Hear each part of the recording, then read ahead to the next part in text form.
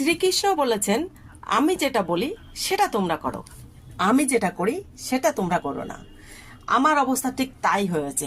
এত গরমে সবাই আমাকে ডিম খেতে বারণ করে, ডিমের ঝোল খেতে বারণ করে, কিন্তু ডিমটা আমার এতটা পছন্দ যে কি বলবো। ডিমের অমলেট, ডিমের ঝোল, ডিমের তরকারি, ডিম সিদ্ধ, আমি সব কিছুতেই কিন্তু ডিম খেতে পছন্দ করি। যাই হোক বন্ধুরা, আজকে আমি কিন্তু এত গরমের মধ্যেও কিন্তু ডিমের অমলেট করে খাবই খাবো।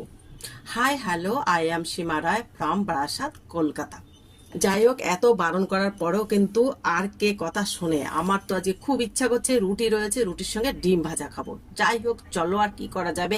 ঝমাঝম করে একটা পেঁয়াজ কেটে নিলাম, তার সঙ্গে অনেকগুলো কাঁচা লঙ্কা দিলাম। আমি একটু ঝাল করে কিন্তু ডিমের অমলেট খেতে পছন্দ করি, তাই ঝাল করে ডিমের অমলেট করে নিলাম। ঝটপট করে একটু লঙ্কা কুচিয়ে, একটু পেঁয়াজ কুচিয়ে ভালো করে ঘুটে নিয়ে ফ্রাই প্যানে সাদা তেল দিয়ে তার মধ্যে কিন্তু ডিমের অমলেটটা ছেড়ে দিলাম। আর সব থেকে বড় কথা, আমি কিন্তু ডিমের অমলেট কিন্তু ওই যে পোড়া পোড়া করে সবাই খায় সেটা খেতে পারি না। আমি একটু বেশি তেল দিয়ে খাই, বেশি একটু তেল দেবো। তেল দেওয়ার সঙ্গে সঙ্গে কিন্তু একদম ডিমটা যখনই ঢেলে দেবো একদম সুন্দর টকবক করে ফুলে উঠবে, আর সেটাই আমি করি। কিন্তু কথা হচ্ছে, ডাক্তার কিন্তু আমাকে এই রকম তেলের খাবার খেতে বারণ করেছে, তারপরেও খাই। হাইজিন মেনটেন মোটেই আমি করি না, আর যেটা আমার করা সবার আগেই দরকার, প্রত্যেকেরই দরকার, কিন্তু যেহেতু আমি একজন রোগগ্রস্ত ব্যক্তি, সেই জন্য আমাকে কিন্তু এই তেল মশলা অ্যাভয়েড করতে বলেছে। আমি কিন্তু করি না, কিন্তু ভাবে ডিমের অমলেট করে খেতে পছন্দ করি। আর এই ডিমের অমলেটটা যা খেতে লাগে না, তারপরে তো রয়েছে রুটি, আর কি বলবো। এইভাবে তো ঝমাঝম করে কড়াইতে দিলাম তেল, তারপর ডিমটা ঢেলে দিলাম, তারপরে তো অমলেট হয়ে যাবে। দেখতে দেখতে অমলেট হয়ে যাবে। তার আগে কিন্তু আমি একটা থালা পরিষ্কার করে নিয়েছি, আর রুটি করা ছিল সকালে। আমি রুটি কয়েকটা কি করেছি, দুটো রুটি আমি মাইক্রোওভেনে দিয়ে গরম করে নিয়েছি, গরম করে একদম থালায় সাজিয়ে রেখেছি। আর তো জিভটা লাক করছে কতক্ষণে ডিমের অমলেটটা হবে, কারণ আমি আবার কাঁচা কাঁচা ডিম খেতে পারি না। যাই হোক, ডিমের অমলেটটা ওইদিকে হচ্ছে। তার আগে আরেকটা কথা বলে দিই, আমি বাজার থেকে যখন ফিরছিলাম তখন কিন্তু একটা আচার, পাঁচ মিশালি আচার নিয়ে গেছি। ঘরের আমের আচার না, পাঁচ মিশালি আচার যেটা হয় না বাজারের, আমার না দারুণ লাগে খেতে। ওইটা নিয়ে গেছিলাম। এবার ওইটা নিয়ে আসলাম বড় ঘর দিয়ে। রুটির সঙ্গে কিন্তু আচারটা দারুণ লাগে। আর এমনি এইভাবে তেল দিয়ে যদি অমলেট করা হয়, এর কালারটা দারুণ আসে। যে এই কালারটা দেখা যাচ্ছে না, কালারটা না অসাধারণ, মানে খুব বিউটিফুল অ্যামাজিং কালার, যেটা মানে স্ট্রিট ফুডে দেখা যায়। স্ট্রিট ফুডগুলো দেখলে কি হয়, খেতে ইচ্ছা করে না। এই ডিমের অমলেটটা দেখলেও কেমন খেতে ইচ্ছা করে না বন্ধুরা? আপনারা বলুন তো। দেখুন এত সুন্দর একটা ডিমের কালার, ডিমের অমলেটের কালার ডিমের অমলেটের কালার, কার না খেতে ইচ্ছা করে? এই এত সুন্দর যদি ডিমের অমলেট হয়, তার সঙ্গে যদি গরম গরম রুটি হয়, আর তার সঙ্গে যদি থাকে একটু আচার, কি জমে যায় বলুন তো। যাই হোক, আমি বাজার থেকে যে আমের আচারটা নিয়েছিলাম ওটা কিন্তু পাঁচ মিশালি। ওই আচারের বোতলটা কিন্তু আজকেই আমি ফার্স্ট ভাঙবো এই রুটির সঙ্গে খাওয়ার জন্যে। আমি কিন্তু আগে একটু দেখেছিলাম, ছিল খুলে সামান্য একটু খুলে রেখেছিলাম। যাই হোক, এই আচারের কালারটাও সেই কালার। যাই হোক, আমি তো ডিমের অমলেট করেই নিয়েছি রুটি খাওয়ার জন্য, তার সঙ্গে তো আচার নিয়েই নিয়েছি। কারণ এই আচারটা না দারুণ লাগে খেতে, আমার দারুণ লাগে। কিন্তু আচারটা যখন আমি চামচ দিয়ে তুলছিলাম, দেখছিলাম এটার মধ্যে পুরোটা আম নেই, আছে কচি আমড়া, গাজর, আর আমও আছে অল্প স্বল্প। যাই হোক, আমার তো রুটি এর মধ্যে রেডিও হয়ে গেছে। আমি তো রুটি খাওয়ার জন্য তৈরি। আর কি লোভ সামলানো যায়? রুটিটা খেয়েই দেখি কেমন লাগে। তবে রুটিটা কিন্তু খেতে হয়েছিল দারুণ, আমার তো ভীষণ ভালো লাগছিল। বন্ধুরা, আপনারাও কিন্তু এইভাবে অমলেট দিয়ে রুটি খেতে পারেন, বা কারা কারা খেতে পছন্দ করেন অবশ্যই আমাকে কমেন্টে জানাবেন। আমি তো পছন্দ করি, এক নম্বর সবার আগে বলছি। আপনারা কারা কারা পছন্দ করেন আমাকে অবশ্যই জানাবেন।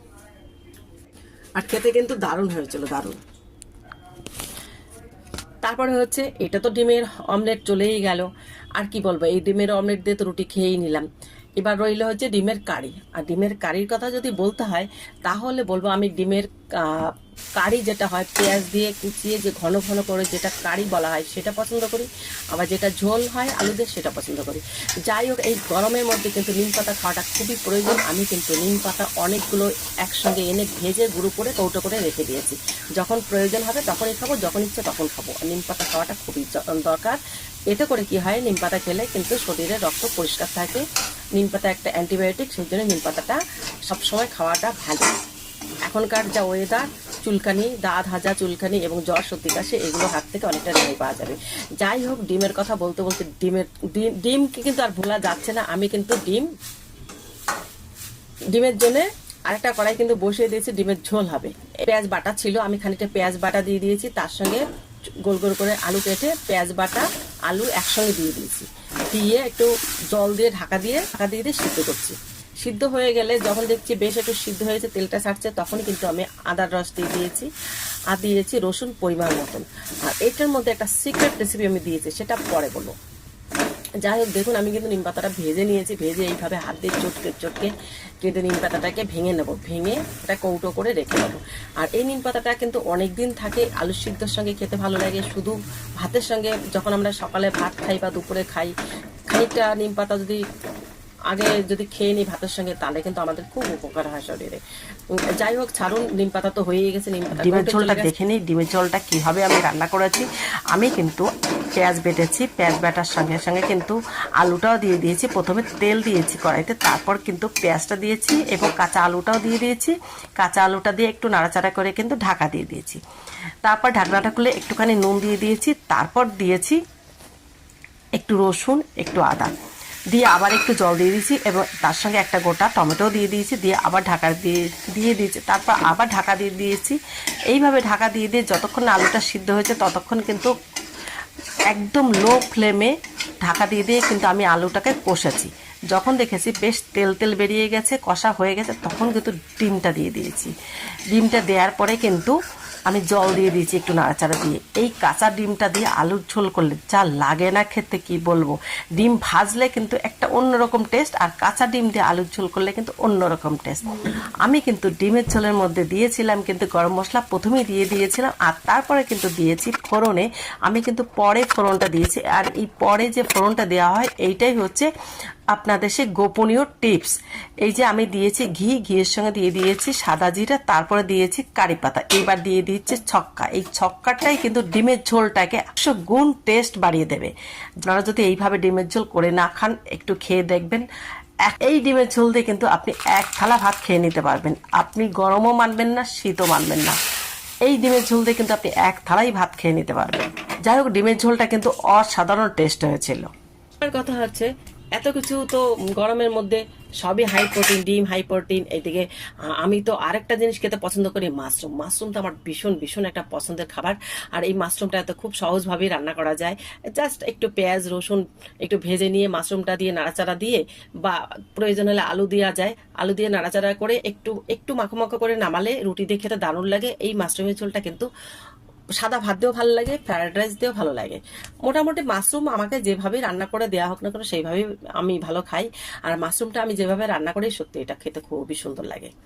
যাই হোক, এবার বাঙালি তো মাংস তো বাঙালির চাই। আর আমার কিন্তু সব থেকে ফেভারিট হচ্ছে মটন। মটনটা কিন্তু আমি খুব ভালোই রান্না করতে পারি, খারাপ রান্না করি না। মটনটা কিন্তু আমি কি করি, খুব ইজিভাবে করি। আমি পেঁয়াজ রসুন দিয়ে মটনটাকে মেখে রাখি, তারপরে গিয়ে মটনটা কড়াইতে দিয়ে কষিয়ে তারপরে প্রেশার কুকারে দিয়ে দিই, 2-3টে সিটি মারি, ব্যাস। সিটি দিলে প্রেশারটা নামিয়ে দিয়ে প্রেশারটা খুলে দিলে মটনটা হয়ে যায়। তারপর গরম মশলা ঘিয়ে একটু ছড়িয়ে দিই, হয়ে গেল মটন রান্না। আবার কখনো কখনো কড়াইতেও করি। এইভাবে কিন্তু মটনটা আমি করে ফেলি। আর এই গরমে কিন্তু মটন সত্যি খাওয়া ভালো না, কিন্তু মাঝে মধ্যে তো খাওয়াই যেতে পারে, কারণ একই রকম টেস্ট ভালো লাগে না। মুখের টেস্টটা সবসময় আমাদের চেঞ্জ করতে হয়। যাই হোক, এইভাবে কিন্তু আমি সব রান্নাগুলো করি। এই মটনটা কিন্তু আমার ভীষণ ভালো হয় প্রেশার কুকারে দিয়ে যা রান্না করি। কখনো ঝোল ঝোলও করি, কখনো একটু গ্রেভি কম রাখি, কখনো কষাও করি। যাই হোক বন্ধুরা, এই ছিল আজকে আমার খাওয়া দাওয়ার কথা। আর আমার যে রেসিপিগুলো আমি পরপর শেয়ার করলাম, কেমন লেগেছে অবশ্যই যদি ভালো লাগে আমাকে কমেন্টে জানাতে ভুলবেন না। আপনারা কি, আমি যে ডিম পছন্দ করি, মাশরুম পছন্দ করি, মটন পছন্দ করি, আপনারা কে কোনটা পছন্দ করেন অবশ্যই কমেন্টে জানাবেন। ঠিক আছে বন্ধুরা, ভিডিওটা যদি ভালো লাগে অবশ্যই লাইক আর কমেন্ট করতে ভুলবেন না। যেসব বন্ধুরা আমার চ্যানেলে আজকে নতুন ভিডিও দেখছে, অবশ্যই আমার চ্যানেলটাকে সাবস্ক্রাইব করে পাশে থাকা বেল আইকনটা অবশ্যই অন করে রাখবেন, এবং লাইক আর কমেন্ট করতে একদম ভুলবেন না। ওকে, আজকের মতন রাখছি। সবাই ভালো থাকবেন, সুস্থ থাকবেন, টাটা।